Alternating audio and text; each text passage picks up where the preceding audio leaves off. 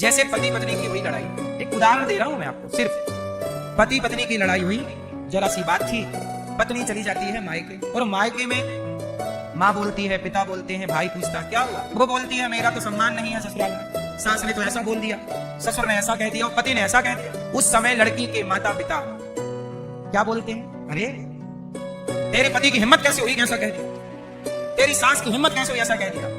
समझ लो कि इस तरह समझा रही है यदि माँ, तो ये माँ नहीं है, माँ के रूप में मंथरा। समझाना ऐसे चाहिए कि बेटा लड़ाई सबके घर होती है, सास सबकी ऐसी ही होती है, पति पत्नी में लड़ाई ऐसे ही होती है बेटा। दो बात तुम सुन लो, दो बात बुला लो अपने दामाद को, प्यार से समझा दो कि भैया हमने अपनी बेटी आपको दी है, जिस बेटी ने माता पिता परिवार का त्याग किया है अपने पति के लिए, उस पति का धर्म है कि वो अपनी नारी का सम्मान करे, वो नारी की इज्जत करे। इस तरह से समझा बुझा के भी बात बन सकती है, लेकिन आदमी वहां अकड़ जाता है और उस अकड़ में अपने हंसते खेलते घर में आग लगा के और पूरे रिश्ते समाप्त कर लेता है।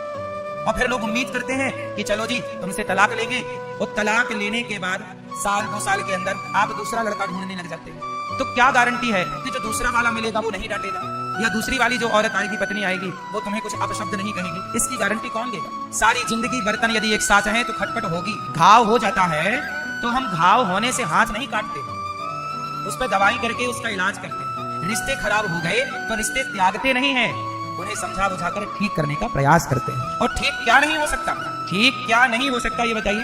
टूटी हड्डी जुड़ सकती है तो टूटे रिश्ते क्यों नहीं जुड़ सकते?